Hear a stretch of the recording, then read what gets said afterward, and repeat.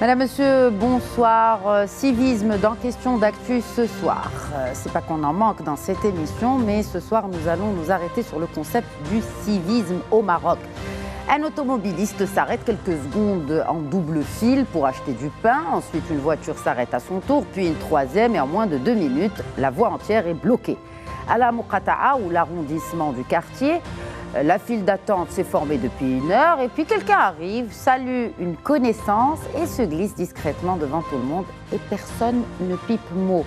À part ces quelques regards qui se croisent et ces soupirs qui s'échappent pendant que la file continue d'avancer comme si de rien n'était. Ce genre de scène, nous l'avons tous vu, sûrement même vécu. Et pourtant, ces deux exemples racontent exactement la même histoire, celle du rapport du Marocain et de la Marocaine à la règle commune. C'est d'actualité cette semaine puisque le Conseil économique, social et environnemental a publié un rapport sur le comportement civique dans les espaces publics. Et le constat qui s'en dégage n'étonne plus puisqu'il rappelle que les incivilités du quotidien sont devenues un enjeu de développement. Elles sont aussi relatives à la cohésion sociale et affectent même notre efficacité économique. Le CESE refuse d'ailleurs de réduire cette question à un problème de morale individuelle. C'est beaucoup plus profond. L'espace public est ce miroir où se reflète aussi bien le comportement des citoyens que celui des institutions qui le représentent. Oui, les Marocains, par nature et par héritage, savent respecter les règles. La preuve, c'est quand ils sont dans un environnement ou un pays où les règles sont respectées par toutes et tous, ils s'alignent. Donc le problème vient ou survient quand le Marocain sent que les règles ne s'appliquent pas à tous de la même manière. Et c'est là où la confiance se rompt et que les règles cessent d'exister pour certains. Le civisme est un contrat donc, et comme tout contrat, il repose sur le principe de réciprocité. Alors en 2030, les visiteurs admireront peut-être nos stades, mais retiendront surtout les petits détails. Les véritables chantiers de la Coupe du Monde se trouvent autant dans le béton que dans cette matière invisible qui fait tenir une société debout. Vous l'aurez compris, il s'agit du civisme et c'est ce que nous allons débattre en compagnie de mes chers invités. J'accueille tout d'abord notre ancienne ministre, elle est présidente du think tank Awel, Madame Zahra Sqli. Bonsoir, un plaisir renouvelé de vous accueillir sur ce plateau. Bonsoir Khadija Ihsan et merci beaucoup de nous recevoir à nouveau. Mais merci à vous de répondre aux questions de Média TV comme vous le faites à chaque fois sur ce plateau. Nous avons également avec nous l'observateur politique Si Rachid Boufous. Bonsoir. Bonsoir Lalla Khadija et bonne année 1448. Et bonne année à vous également et à toutes les Marocaines et les Marocains et à toute la Oumma Islamia aujourd'hui, donc cette nouvelle année de l'Hégire. Et on parle d'un sujet aussi qui fait partie des bases de notre religion musulmane. Merci pour vos vœux, c'est Rachid. Et avec nous aussi, pour représenter aussi la société civile et les membres du mouvement Les Citoyens, Zine Bcharat. Bonsoir et bienvenue à vous également. Bonsoir Lalla Khadija, le plaisir est pour moi. Marhaba bik. Première question, mesdames, monsieur, que retenez-vous de ce rapport? Rachid Boufous. Alors, ce que je retiens de ce rapport du Conseil économique, social et environnemental qui vient d'être publié il y a quelque temps, et qui a été réalisé sous forme de sondage auprès de 1012 personnes, c'est que seuls 7% des personnes questionnées jugent le civisme très élevé.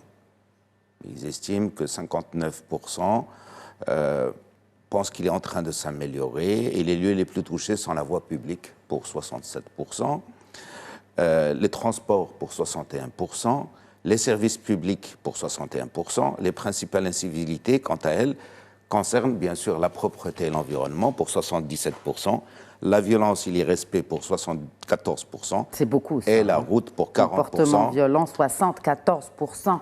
Le problème, les gens sont des tout à fait, relèvent tout des à fait, comportements tout violents. À fait. Alors, ça veut dire que il y a encore du travail à faire, malgré tout ce qu'ont fait les différents gouvernements successifs, malgré tout ce que fait la société civile, et Dieu sait combien il y a d'associations qui s'occupent justement d'essayer d'encadrer les jeunes, notamment, aussi d'informer la population. Les médias aussi le font, hein, quand on voit par exemple que sur certaines chaînes concurrentes, il y a eu quelque chose comme 800 émissions ou programmes ou informations à destination, notamment deuxième, à destination du public concernant la citoyenneté. Alors, vous me direz, le problème, il est où? Le problème, il est certainement ailleurs, il n'est pas là sur ces constats qu'on ne cesse de faire, sur ces diagnostics dont Qu'est-ce que vous pensez de ce dernier diagnostic du CESE en particulier? C'est ce que nous discutons il a le mérite et l'intérêt d'exister. Encore faut-il le traduire en arabe et surtout le généraliser à travers... Il existe en arabe sur le site du CESE. Quand je veux dire le traduire en arabe, c'est-à-dire le généraliser et le diffuser, d'accord, oui, un peu partout, à travers les médias. Et là, les médias jouent un rôle pour que petit à petit, les idées qu'ils portent puissent entrer dans la tête des gens. Enfin, quelle est l'idée qui vous a le plus marqué dans ce rapport du Conseil économique, social et environnemental sur le civisme, Rachid Boufous? Écoutez, on revient... moi, je ferai une lecture un peu en biais parce que j'ai quand même, en lisant le rapport, et je l'ai lu quand même entièrement, c'est qu'on revient toujours dedans aux valeurs ancestrales du Maroc, aux valeurs religieuses, encore une fois, qui sont la matrice, qui sont le ciment de notre nation, avec la monarchie quand même. Et qu'on se pose quand même la question dans ce rapport, comment malgré ces valeurs ancestrales, on n'y arrive toujours pas. Donc c'est là où il faut aller chercher d'autres facteurs, d'autres choses. Peut-être que c'est aussi un rapport, quand on travaille sur la citoyenneté, quand on questionne ce concept, on ne doit pas simplement demander aux citoyens d'être vertueux, d'accepter les règles générales, de respecter autrui, etc., quand de l'autre côté, les gouvernants, les gens qui ont le pouvoir, ne respectent pas eux-mêmes le peuple et la population. Donc c'est un contrat qui doit lier ces deux entités, gouvernants et gouvernés, pour qu'on puisse arriver à une véritable citoyenneté. Quand on fait un benchmark dans le monde entier, dans les autres pays, notamment certains pays européens du Nord, cette confiance existe entre le citoyen et l'État parce qu'il y a quand même des choses, les gens donnent des choses et ils reçoivent en contrepartie d'autres choses conséquentes, donc ils se sentent en sécurité. C'est ce sentiment de sécurité qui permet aux gens justement de s'insérer dans une démarche citoyenne. Donc c'est là où peut-être nous manquons encore de travail pour pas simplement sensibiliser la population, mais sensibiliser surtout les gouvernants, surtout les élus, qui ont une part importante dans ce travail à faire pour d'abord respecter les citoyens, pour avoir en retour le respect des citoyens envers toutes ces valeurs de citoyenneté. Donc le constat principal du Conseil économique, social et environnemental, c'est la dégradation du comportement civique dans les espaces publics. Quelle est l'idée qui, pour vous, est centrale dans ce rapport du Conseil sur le civisme dans notre pays? Bon, je crois que ce rapport a le mérite d'exister, effectivement, et le mérite de nous permettre d'ouvrir un débat sur ce que c'est le vivre ensemble. Et pour parler du vivre ensemble, il faut qu'on énonce qu'est-ce que nous sommes, quelle est notre diversité, qu'on énonce les problèmes et qu'on fasse débattre sur ces problèmes. Parce que, bon, si ce rapport a le mérite d'avoir énoncé un certain nombre de valeurs et de principes qui doivent gérer, disons, qui doivent nous régir et sur un certain nombre de constats négatifs sur la société et qu'il ambitionne de nous faire construire un projet ensemble, il faudrait encore qu'on fasse l'inventaire réel des problèmes qui se posent. Et pour moi, force est de constater qu'en tout cas, il y a un angle mort. L'angle mort, c'est celui de n'avoir pas déterminé la question du genre. C'est que nous sommes aussi des femmes et des hommes qui sommes appelés à vivre ensemble. Or, l'espace public pour les hommes n'est pas le même que l'espace public pour les femmes. Bien vu. Et donc les femmes, nous subissons du harcèlement sexuel, du manque de sécurité, le nombre de pickpockets avec les sacs des femmes est effarant parce qu'on estime que l'argent des femmes n'est pas légitime. Le harcèlement sexuel sur les femmes est monnaie courante parce qu'on estime qu'elles n'ont rien à faire dehors, etc. Enfin, je dis ça en précisant en tout cas qu'il y a eu des progrès. Je ne vais pas nier les progrès. Les progrès se sont manifestés à travers les chiffres du HCP entre l'enquête nationale sur la violence dans l'espace public en 2009 et en 2019. Il y a une amélioration de l'acceptation des femmes dans l'espace public, mais il y a encore beaucoup de problèmes. Et il aurait été bon de préciser que l'espace public, il est fait pour tout le monde. Il est fait pour les personnes âgées et les personnes en situation de handicap qui ont du mal aussi à accéder à cet espace public, pour les enfants, mais aussi les jeunes qui ont besoin de faire du bruit et les personnes plus âgées qui ont besoin de calme. Entre ceux qui circulent à vélo, à moto, en voiture, ceux qui vont maintenant sur les trottinettes électriques et qui roulent sur des trottoirs comme s'ils roulaient dans une piste de course, alors qu'il y a des enfants qui jouent à côté, qu'il y a des femmes, des personnes âgées, enfin, etc., qui marchent. Moi, je fais de la marche tous les jours. Alors, j'ai longuement le temps de regarder ce qui se passe et de voir ce qu'il faudrait. Eh bien, je crois qu'on a besoin de mettre tout sur la table et de débattre. Sans lassitude, il faut en parler et en reparler et en reparler parce que les générations montent. Et si on a parlé aujourd'hui, dans 3 ans, il y aura des jeunes qui ne nous auront pas entendus et il faut sans cesse avoir l'ambition d'éduquer, de former, de débattre sur la question du vivre ensemble et d'accepter qu'on n'est pas tout seul dans l'espace public. Mais quand ce jeune ou quand ce citoyen tout court cesse de croire que sa voix compte, on en parlait avant le début de cette émission, notamment des élections, que devient son rapport à la règle commune quand lui, sa voix individuelle, pour lui, elle ne compte pas? Zine Chabat, vous représentez ce mouvement, les citoyens, donc la société civile. Qu'est-ce que vous pensez de cette question?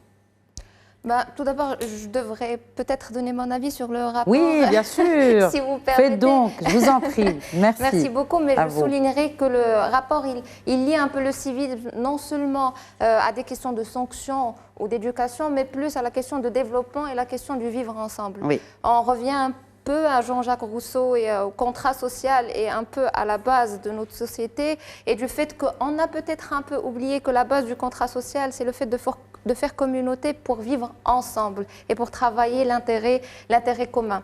Ce que souligne aussi le rapport aussi, c'est que ce taux d'incivisme est aussi lié à des facteurs sociaux, liés à l'institution et au manque de confiance. Et il le souligne qu'il y a un grand manque de confiance en l'institution et un manque de confiance entre les citoyens et les co-citoyens.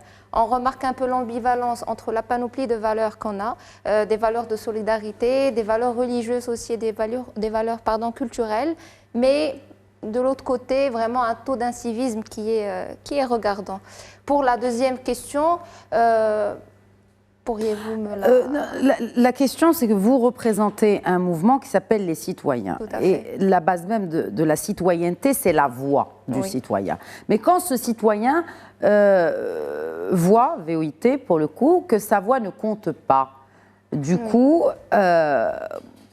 comment il revoit son rapport à la règle commune et à la société en tant qu'individu? Tout simplement, il ne se sent plus concerné. On ne protège et on ne participe que lorsqu'on ressent qu'on appartient ou qu'on a une part de responsabilité ou une liberté de donner son avis ou de parler ou de faire entendre sa voix. Et donc le jeune aujourd'hui, et je me permets de le dire, il ne se sent pas très inclus dans la décision publique et pas très inclus dans tout ce qui concerne l'espace public. Je ne suis pas concernée par les décisions, je ne fais pas partie des acteurs qui prennent des décisions et donc automatiquement je me sens inclus, exclu, pardon, oui, bien sûr. Et donc je ne veux rien entendre de ce qui se passe. Moi, je parle pas, je ne suis pas convaincue de cette idée-là, mais j'essaie un peu de porter la voix de... Mais est-ce que cela justifie la défiance envers tout?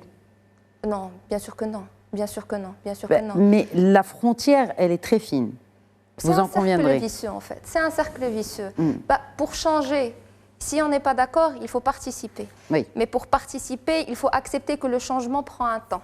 Un temps peut-être que les jeunes ne sont pas prêts à prendre ou un changement qu'ils ne sont pas prêts à attendre. Mais il faut vraiment être convaincu que la participation pas nécessairement politique, mais la participation dans tous ces types et ces formats peut aider à ce petit changement qui peut de petit à petit devenir un grand changement.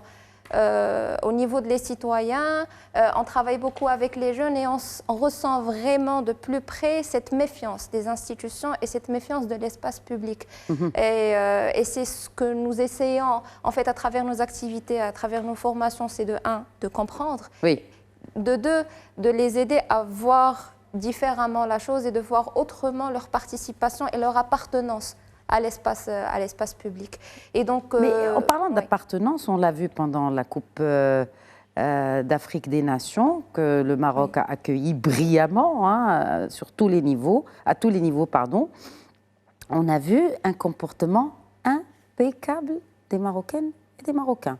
On l'a vu aussi quand les supporters se déplacent pour soutenir l'équipe nationale, que ce soit au Qatar ou aux États-Unis, leur comportement civique n'a rien à envier à celui des Occidentaux, sans généraliser, hein, bien évidemment, mais en tout cas, où les Asiatiques, ils respectent les règles, ils respectent la file d'attente, ils respectent l'espace qui leur est dédié, ils ne cassent pas. Pourquoi on ne le voit pas quand il y a un derby? Pourquoi on ne voit pas le même comportement quand il y a un derby à Casablanca? La question est ouverte à vous tous. Hein. Oui, Zine. J'ai peur de dire que c'est un peu le concept d'avoir des invités à la maison.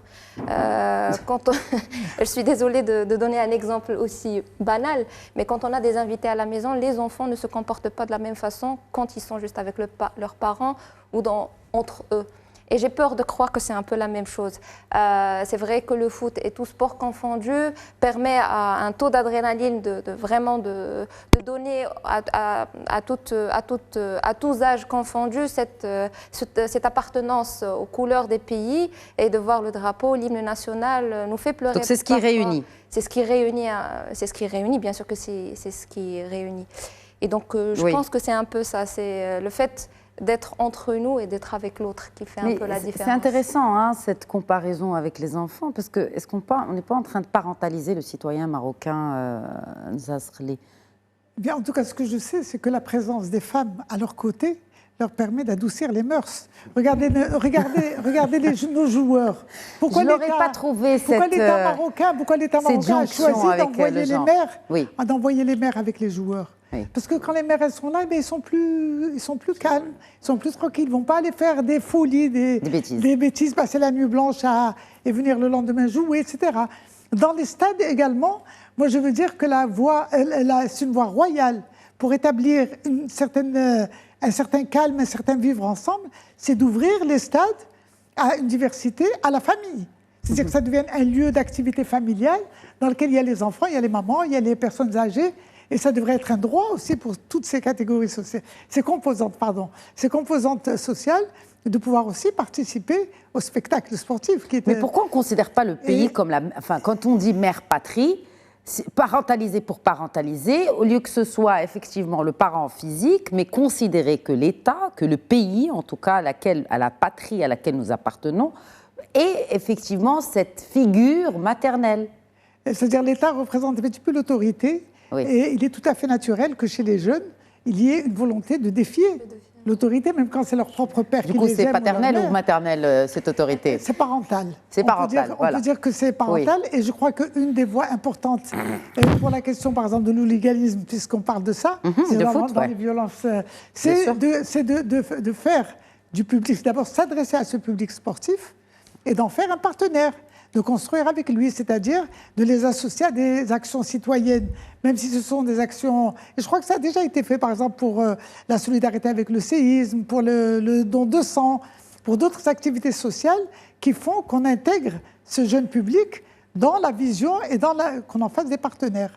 Et aussi qu'on n'ait pas uniquement l'approche répressive de dire, bon, la police sera là, elle sera ferme, elle va attraper ceux qui font des bêtises, et tout ça, c'est une approche... disons, disciplinaire ou répressive qui peut avoir du sens, mais à condition qu'on ait fait tout ce travail de sensibilisation qui ne peut pas être en direct, juste le micro de la fédération sportive au public. Ça doit être des actions qui intègrent les jeunes et qui en font aussi des partenaires pour le calme ou pour la paix dans les stades. Et je veux dire une dernière chose, c'est qu'à la veille ou à quelques temps de la Coupe du Monde de 2030, il serait bon de commencer dès maintenant à construire ce partenariat pour faire de notre jeunesse des alliés du progrès, de l'image, de la solidarité en fait, du Maroc, plutôt que d'en faire l'image d'un public indiscipliné qui crée Au-delà de l'image, c'est aussi le fonctionnement de la société qui est en jeu. Tout à fait. Et là, c'est intéressant parce que vous avez parlé de la sanction. Il y a un benchmark très facile. Hein, si on pouvait peut-être prendre quelques exemples. Si on prend l'exemple de Singapour, c'est le modèle le plus net sur l'articulation de la réponse, à savoir sanction, réparation. On a les infractions de propreté, par exemple, peuvent donner lieu à des amendes, mais aussi à des corrective work orders, obligeant les contrevenants à nettoyer des espaces publics jusqu'à 12 heures.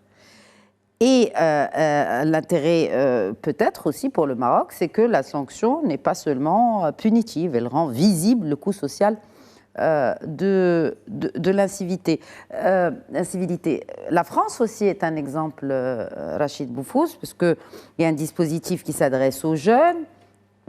L'État indique que plus de 875 000 jeunes y ont participé depuis 2010. Mais là, on le voit, par exemple, le Conseil économique, social et environnemental fait quelques propositions qui sont plutôt intéressantes. L'approche participative impliquant l'État, les collectivités, vous en avez parlé tout à l'heure, société civile et secteur privé. Comment ? Tout ça, c'est des bien bons mots. Hein. C'est l'apanage de ces rapports un peu, je ne dirais pas vaseux, mais bon, qui font beaucoup de recommandations et peu de transformation, de restitution dans la réalité sur le terrain. Par qui ? Par ceux qui font ce constat. Aujourd'hui, le Conseil économique et social, ok, très bien, il a fait ce rapport. Il est à destination de qui ?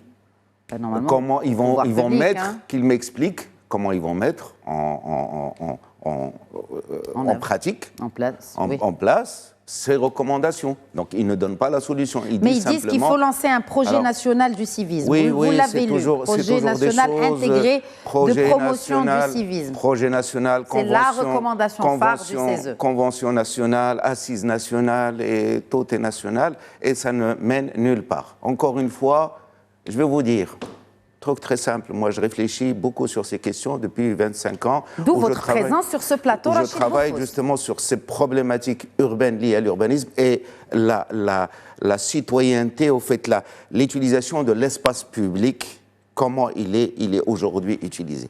Ce qu'il faut savoir que l'espace public aujourd'hui au Maroc, il est bien sûr à la base partagé, mais il est surtout subi par les femmes, par exemple, ou je vais vous donner un chiffre très simple, hein, c'est les chiffres du HCP, ce pas les miens. Sur les 60% de femmes actives au Maroc sont des piétonnes. Elles marchent dans cet espace public. Et ce sont ces mêmes femmes qui, de l'ordre de 1,7 million de femmes, ont déjà déclaré qu'elles avaient subi des harcèlements de toute forme. Harcèlement verbal, harcèlement physique, etc., dans cet espace public. Donc nous avons un vrai problème dans cet espace public. Ce qu'a fait Sa Majesté en 2000, et j'y ai assisté en personne, c'est qu'il avait lancé un vaste programme de mise à niveau urbaine. Si vous vous souvenez des villes marocaines, il y a 25-26 ans, et maintenant, ça n'a plus rien à voir. C'est un changement global, ne serait-ce que dans les centres urbains qui ont été mis à un niveau, qui ont été élevés à un niveau supérieur. Après, il y a eu le programme du transport de masse, notamment avec l'instauration des tramways, l'instauration des bus à haut niveau de service.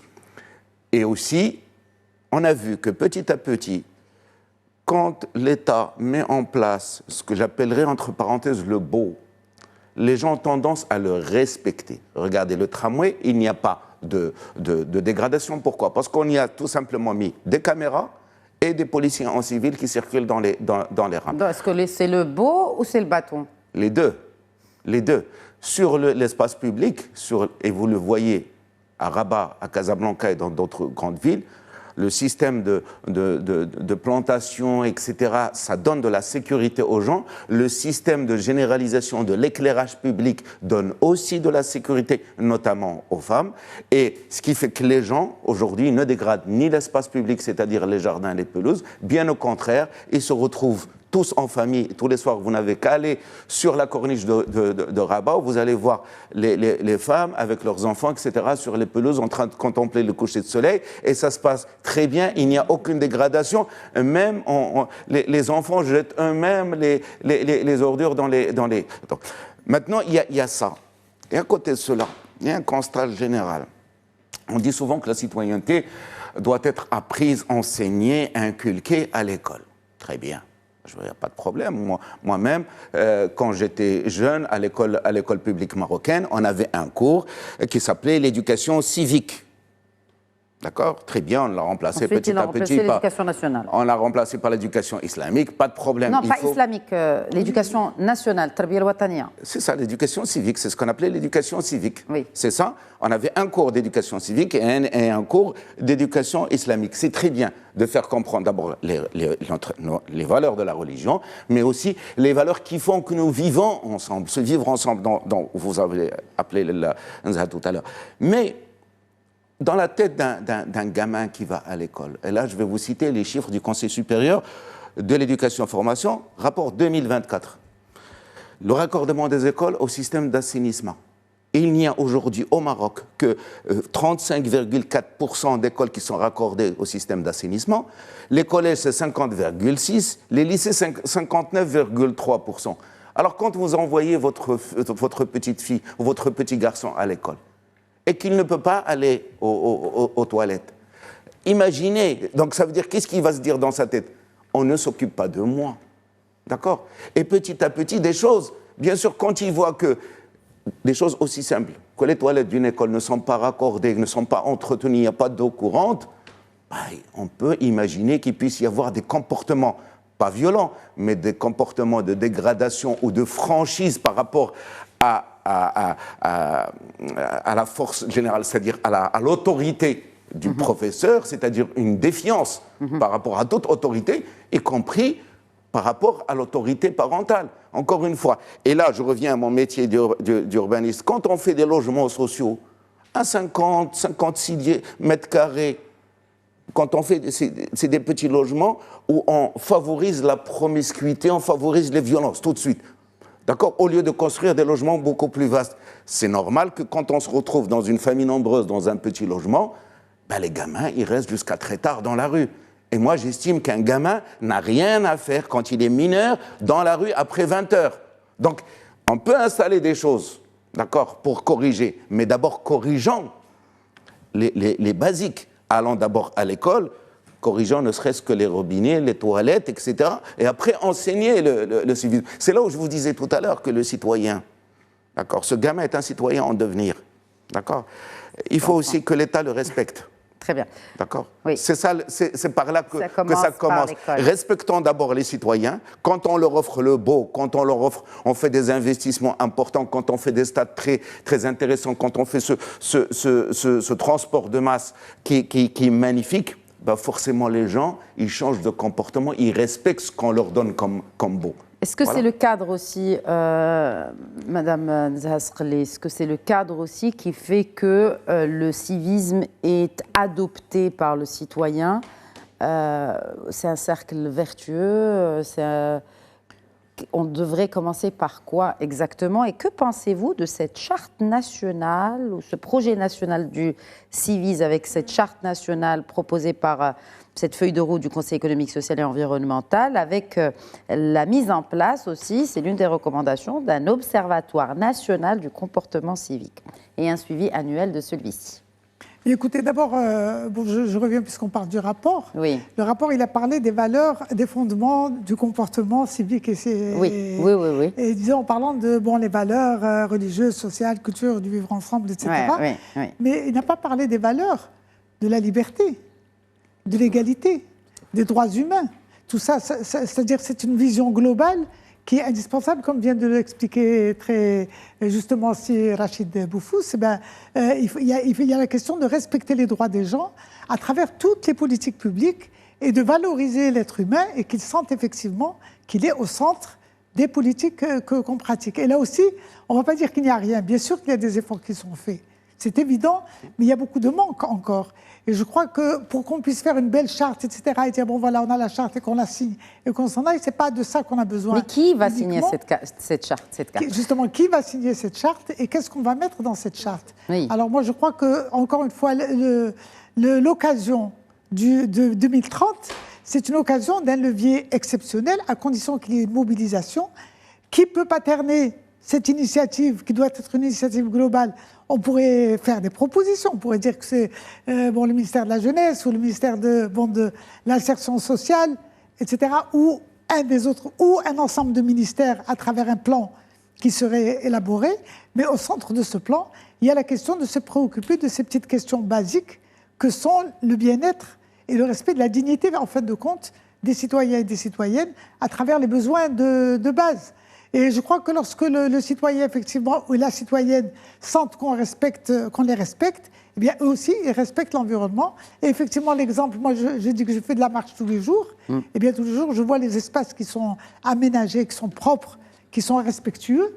Eh bien, ils sont respectés. On ne voit pas de détérioration, par exemple, dans les corniches qui sont aménagées, etc., où les gens, partout à travers le Maroc, il y en a, où les gens marchent et sont heureux, ils sont respectés. Eh bien, je crois qu'on devrait aller sur ce chemin-là et développer cet environnement qui est un environnement favorable au respect de la citoyenneté. Et on pourrait faire aussi, mettre en œuvre l'approche participative. Parce que l'approche participative, qu'est-ce que ça veut dire ?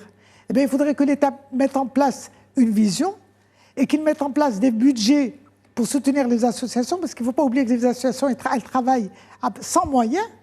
Donc, faisons un concours national, par exemple, de l'initiative citoyenne, faisons un marathon à la télévision, je ne sais quoi, pour exposer les projets les plus réussis, et demandons à cette large composante de la société civile qui ne demande qu'à travailler, c'est finalement de l'énergie qui demanderait à être canalisée, pour les encourager à des actions, de développer le civisme et la citoyenneté chez les jeunes.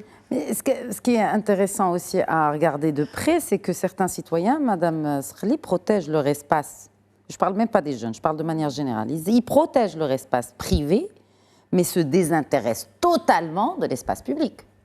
Bien, on devrait parler peut-être de la gouvernance aussi, parce que au niveau des communes, pour que les communes aient une réelle proximité à l'égard de la population, il faut que ces communes reflètent le pouvoir, effectivement, de la société. Et ce pouvoir de la société, il reste encore dans beaucoup d'endroits, dans la majorité des endroits, il reste largement masculin, et il ignore les besoins des femmes et des enfants, puisque c'est les femmes qui gèrent le quotidien des enfants. Et on constate des améliorations importantes dans les villes qui sont régies par les femmes. Par exemple, au niveau de Casablanca, on sent qu'il y a des efforts importants. Au niveau de... je ne peux pas parler vraiment en détail de ce qu'il y a à Rabat. Oui, mais ce qu'on peut voir aussi, c'est au-delà des femmes. C'est-à-dire, on le voit même, c'est quand on voit que certains... Vous rentrez à la maison de quelqu'un, elle est propre, impeccable. Qui s'en occupe ? Qui s'en occupe ? La femme ou de Qui s'en occupe ? Là n'est pas le débat, Lenza. Mais si, c'est un débat. Moi, ce que je dis, c'est que pourquoi on prend plus soin de chez soi que de dehors ? Parce que le on, il est indéfini. Les femmes s'occupent de leur maison. Tout à fait. Le quartier, c'est la commune qui s'en occupe. La commune, elle est dirigée dans 95% des cas par des hommes. Et les conseils municipaux le pouvoir au sein des communes sont par les hommes. Très bien. Moi, je crois que c'est l'évidence même. Bien sûr. Je suis d'accord avec vous, mais je peux rajouter, on protège davantage ce que l'on ressent qu'il y a à nous. Et le défi, c'est que chaque citoyenne et citoyen se sentent copropriétaires de cet espace public. Et peut-être c'est là où réside le problème, c'est que ce n'est pas toutes les citoyennes et tous les citoyens qui se sentent copropriétaires de cet espace-là. Et donc, protéger sa maison parce que c'est ma maison, c'est mon espace. Mais protéger mon quartier, ma ville, peut-être que ce n'est pas toutes les citoyennes et les citoyens qui ont un peu cette maturité de dire que la ville est un peu un espace pour tout le monde. Qui nous appartient. Qui nous appartient. Je pense que c'est ça. Premier, je pense que de un.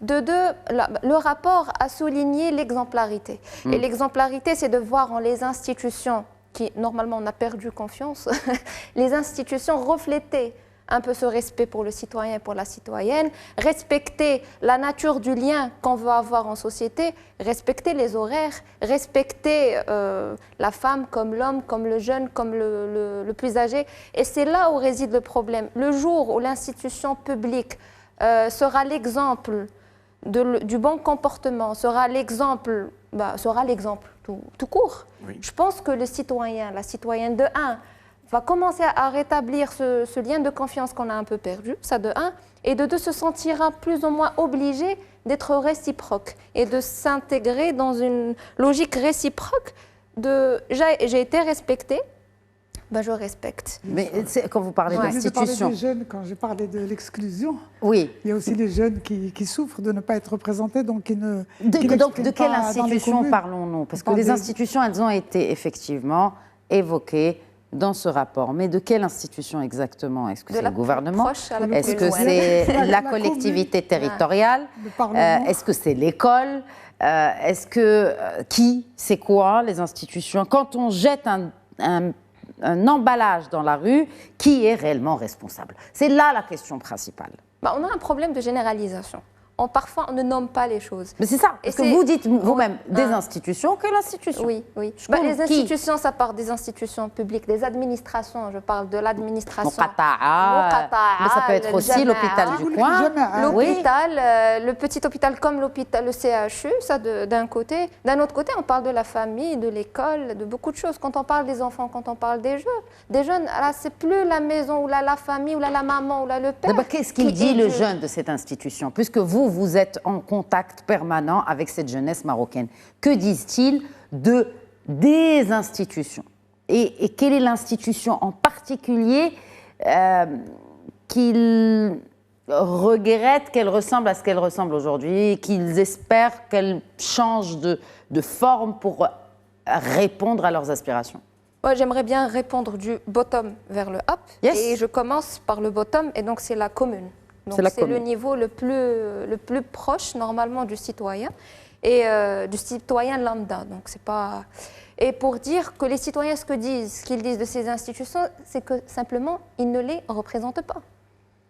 Un problème, c'est tout simple. C'est parce qu'ils ne votent pas. C'est parce qu'ils ne votent pas hein, aussi. C'est un peu le cercle vicieux dont on parlait tout à l'heure. C'est le serpent qui se mord la queue, vicieux, vertueux. Va les convaincre pour dire que pour que cette institution puisse te représenter, il faudrait voter, il faudrait participer ou il faudrait peut-être partir et assister. Moi c'est ce que je dis à mes amis, mais assistez aux réunions, elles sont ouvertes au public et faites-vous votre propre opinion. Je pense que l'un des problèmes, c'est qu'on vient avec des idées reçues.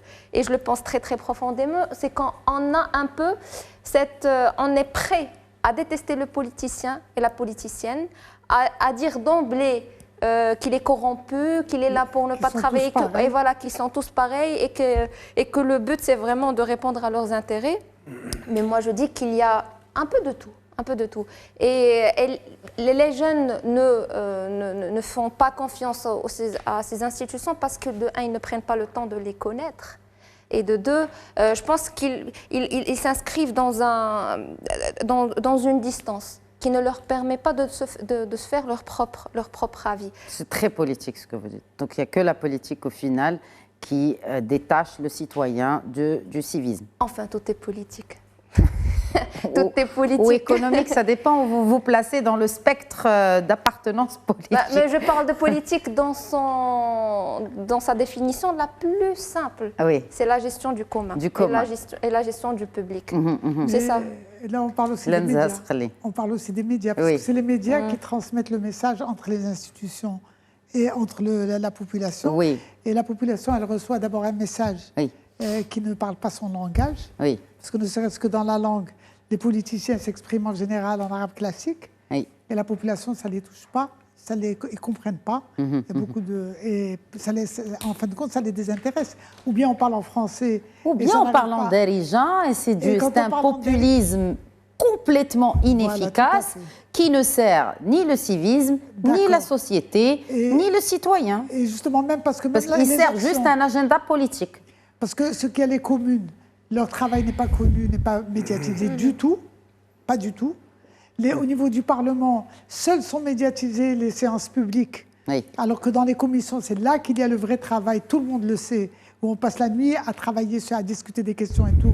Ils n'ont pas accès à ce débat. Donc ce qui fait, rien n'est fait pour rapprocher cette politique de la population et faire qu'ils disent « Ah oui, on avait entendu le débat l'autre jour, il y avait tel avis contradictoire. Ah, on a vu cela, qu'est-ce qu'ils défendaient ?» Bon, il faut donner l'occasion aussi aux citoyens et aux citoyennes d'écouter ce qui se dit et d'avoir la possibilité de faire leur propre point de vue. Regardons le débat télévisé en France et regardons les débats au Maroc. Il faudrait qu'il y ait débat déjà. Comment vous dire, je peux répondre à mon humble position actuelle. Il est très compliqué, Madame Skhli, d'avoir un débat politique télévisuel aujourd'hui. Je rêve d'avoir 2 chefs politiques, 2 chefs de gouvernement qui discutent de façon J'en rêve aussi, civilisée. Mais on va dire que, en tout cas pour cette législature, c'est un peu plus compliqué. Mais quelle est aujourd'hui la plus grande menace, puisqu'il n'y a pas de débat, mais quelle est la plus grande menace pour le vivre ensemble au Maroc?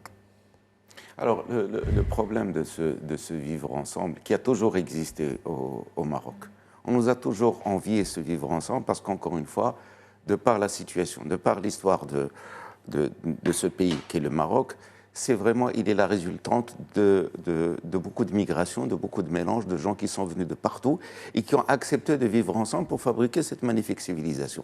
Donc le risque, c'est quoi? C'est qu'avec cette modernité, aujourd'hui, tout azimut, qui est en train de nous manger de partout, elle nous éloigne de nos valeurs ancestrales, mais aussi de nos valeurs religieuses, des valeurs du vivre ensemble que nous avons bâti pendant des dizaines et des dizaines de siècles, vers vraiment un égoïsme, vers un anonymat qui va justement accentuer ces problèmes de. Est-ce que c'est un anonymat ou une uniformisation? Alors, je vais vous expliquer les choses totalement. Si vous avez vécu dans une médina où on vous a raconté, enfin, avec vos parents, etc., qui ont vécu dans la médina, tout le monde connaissait tout le monde. D'accord? Il n'y avait quasiment pas d'incivilité, parce qu'on savait qui était fils de qui. Mais tout le monde éduquait le fils de tout le monde. Très bien. Ou la fille de tout le monde. Il y a ça aussi. C'est ça que je dis qu'il n'y avait pas d'anonymat dans la Médina. Regardez dans le monde rural, il y a très peu d'incivilité et d'incivisme, parce que tout le monde connaît tout le monde. Qu'est-ce qui pose le problème? C'est l'urbanité, c'est la ville. La ville, quand je parle de la ville moderne, je ne parle pas de la Médina, qui est aussi une ville extraordinairement démocratique. La ville moderne que nous avons héritée du protectorat a accentué l'anonymat. Plus personne ne connaît personne dans la ville, même dans sa rue. Vous pouvez habiter à côté d'un voisin. Jamais il ne vous invitera chez lui, et jamais vous verrez même son chez soi, alors que dans la Médina, on s'invitait, quand il y avait des mariages, on les fêtait ensemble, quand il y avait des funérailles, on partageait les chambres, etc. Et c'est pour ça que je dis encore une fois, les valeurs ancestrales que nous avons bâties dans ce pays. Moi, je vous renvoie à un livre extraordinaire qui a été écrit il y a 900 ans par un historien marocain qui s'appelle Ibn Abdoun, qui parlait de la ville de Séville. Et ce livre, vous pouvez le télécharger sur Internet, il existe en français, il a été traduit par Évariste de Lévis-Provençal. Et qu'est-ce qu'il parlait de cette ville il y a 900 ans? Il y avait déjà, c'est-à-dire, il disait que les Médinins ne connaissaient pas de citoyenneté au sens moderne, mais elles pratiquaient un civisme au quotidien et fondé sur la proximité, la responsabilité et le respect du bien commun. C'est ça le plus important. Et ça, il y a 900 ans déjà, c'était courant au Maroc, c'était courant en Andalousie, et petit à petit, avec cette modernité que nous avons héritée, comme je vous ai dit, au Donc la plus grande menace pour vous, pour répondre à ma question, la plus grande menace, c'est la modernité? Pas la modernité. La modernité est importante pour le développement de l'être humain parce qu'elle apporte des choses... la plus grande menace, répondez à ma question, Rachid Bouffouz. La plus grande Selon menace, vous, la plus grande menace pour le vivre ensemble. Qu'on se parle de moins en moins. Dans une nation, on se parlait tout le temps ensemble. C'est qu'on ne connaît même plus notre voisin, notre proche, et on nous inculque par des idées fallacieuses d'insécurité, de problèmes. C'est-à-dire, on hésite à aller vers l'autre. Et vous savez que quand on va vers l'autre, on s'enrichit aussi. L'autre aussi, c'est l'institution politique, c'est ces institutions aussi. Est-ce que les jeunes, parce qu'on parle depuis tout à l'heure de la responsabilité de l'État, la responsabilité des institutions, la responsabilité aussi du citoyen à être un bon citoyen. Et je vais finir, il me reste 5 minutes, on vient de m'en informer. Le temps passe si vite avec vous. On oublie la violence numérique. La violence numérique, c'est effectivement, ça c'est l'anarchie totale. C'est ça aussi. C'est plus seulement l'espace vécu, c'est l'espace numérique. Virtuel. Dans lequel il y a des fake news, news dangereuses, des insultes, enfin des atteintes à la vie privée, des violences à l'égard des femmes, absolument. du harcèlement. Enfin, il y a des vies qui sont détruites, des vies entières qui sont détruites à cause de ces... Il y a également des accusations. Dans les fake news, on va dire demain, celui-là c'est un voleur, celui-là il a fait ceci, celui-là. Tout à fait. Et sans aucune preuve ni rien, et on détruit des réputations, des noms. L'État sévit sur cela, mais alors je vais finir, mesdames, monsieur, sur une question. Si vous aviez un seul chantier à ouvrir demain pour améliorer durablement le civisme au Maroc, ce serait lequel? Zim Charat. Vous avez 4 heures pour répondre à cette... Un chantier. Bon, moi, je vais dire c'est l'éducation. C'est l'éducation dès le primaire, dès le plus petit âge, avec des travaux pratiques pour montrer le civisme, qu'on nettoie la salle de classe ensemble. À la japonaise. À la japonaise, voilà. Oui. L'éducation à la japonaise, c'est une décision qui s'est prise un jour. Et en une année, elle peut être mise en œuvre à travers tout le pays. Oui. Et ça va changer fondamentalement l'éducation à la citoyenneté Milloul. Bien sûr, ça ne peut pas être la seule mesure, mais c'est une mesure phare. C'est un grand chantier.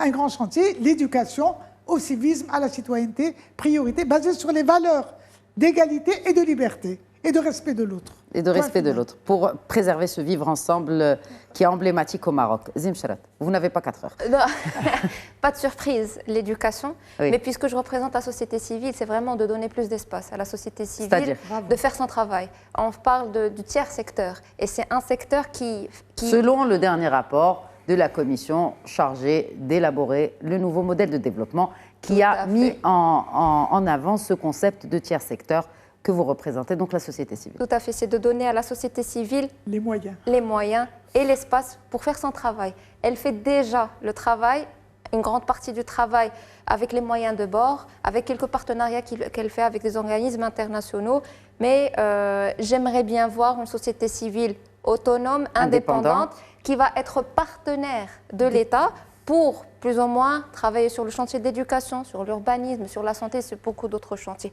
Donc je pense que donner plus d'espace aux organismes de la société civile est l'une des clés pour pouvoir peut-être trouver des solutions pour d'autres chantiers. Trouver des solutions marocaines, parce que on va dire que le financement n'est jamais innocent. Issu du terrain. Oui, mais quand le financement est marocain, les solutions sont marocaines. Je ferme la parenthèse. Et sans condition. Oui, bien évidemment. Et puis, c'est vraiment un grand point d'interrogation sur le travail. De la société civile, absolument, et l'indépendance aussi. Pourquoi on doit dépendre d'un financement européen, américain ou autre qui va un peu orienter les travaux de cette société, de cette association ou de ce collectif. Si je me permets de rajouter, c'est aussi de pouvoir régulariser le travail des organismes de la société civile. Parce que ce sont des sociétés au final. Il y a des budgets à gérer, etc. C'est Rachid.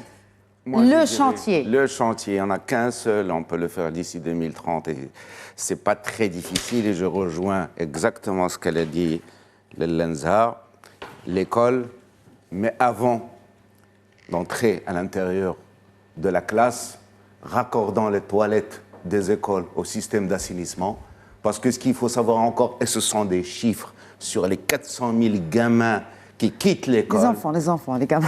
Les gamins, les écoles, bon, je ne dirais pas, une grande majorité, surtout les filles, quittent l'école parce qu'il n'y a pas de toilettes en marche à l'école. Vous vous imaginez, moi j'ai travaillé à Hussima dans le rural, on a construit une dizaine de dar taliba, de petits internats pour jeunes filles. Vous ne pouvez pas imaginer le succès scolaire qui est venu après parce qu'il y avait un problème justement de ça, de raccordement de toilettes des écoles et de sécurisation enfin, des parcours scolaires.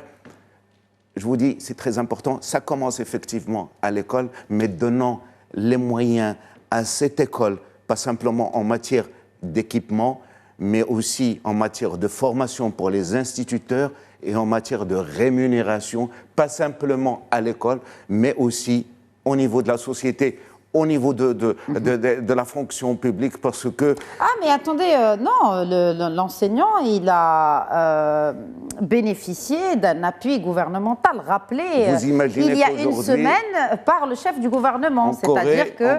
En Corée, le salaire d'un instituteur est le plus élevé de la fonction publique. Si vous voulez enlever la corruption, il faut payer les gens convenablement. Selon le chef du gouvernement, maintenant, aujourd'hui, l'instituteur est la troisième fonction la plus demandée après ingénieur et Très médecin. bien. Alors d'abord, il faut... Tellement c'est bien payé. Alors, selon Aziz Akhnouch, c'est pas moi qui le dis. Maintenant, s'il dit ça, qu'il raccorde les toilettes des écoles au réseau d'assainissement. Voilà. Merci.